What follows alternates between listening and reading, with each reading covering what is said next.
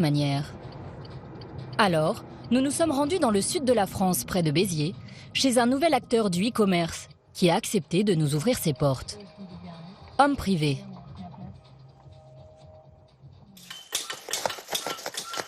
Une entreprise spécialisée dans le déstockage.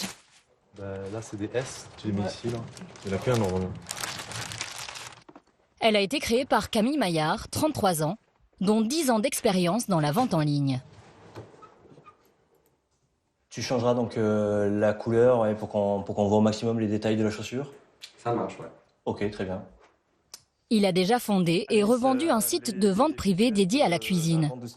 Et il y a 1 an et demi, avec son associé Anaïs Broyer, ils se disent qu'il y a un autre coup à faire. Pour le client d'y accéder. Vous avez beaucoup de sites de vente privée spécifiques qui s'adressent à la femme, à l'enfant, au bricolage, au sport. En fait, il n'y avait pas de site qui s'adresse à l'homme sur la mode. Il se lance donc sur ce secteur. Et pour se faire une place parmi les géants du web, il casse les prix. Des chaussures, des vêtements, des montres, jusqu'à moins 80%. Ça marche très bien. Ils font déjà près de 10 millions d'euros de chiffre d'affaires.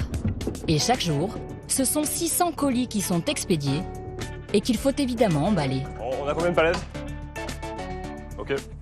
Ça, c'est la livraison de fournitures carton qu'on utilise pour expédier les colis, notamment les colis de grande taille. Ça représente à peu près 600 cartons et c'est un stock qui peut nous durer, pour les gros formats, à peu près 2 semaines. Ces cartons occupent des rayonnages entiers. C'est un phénomène général. Avec l'explosion des ventes, les sites ont augmenté leur consommation de carton de 25% en 3 ans. Ici, comme ailleurs, on en fait beaucoup au moment de l'expédition. Exemple, avec un objet peu encombrant. Première commande. Allez, on prend les lunettes, on y va. Ces lunettes sont déjà vendues dans un étui et une boîte. Mais là, elles sont déjà protégées, ces lunettes, non? Il y a déjà du plastique, une boîte par-dessus, il y a besoin d'en rajouter? Il y a un vrai risque d'un point de vue transport. Une paire de lunettes par nature assez fragile, avec des verres qui sont cassants et qu'on va être dans l'obligation de protéger au maximum. La promesse qu'on fait à nos clients, c'est que leurs produits arrivent intacts. Donc à partir de là, on est obligé de tout faire pour que cette promesse soit respectée. Il faut dire que si l'article est cassé, ils doivent le remplacer à leurs frais. Alors, comme tous les sites, ils minimisent les risques. Les lunettes vont être mises dans du papier bulle, un gros carton et du papier craft.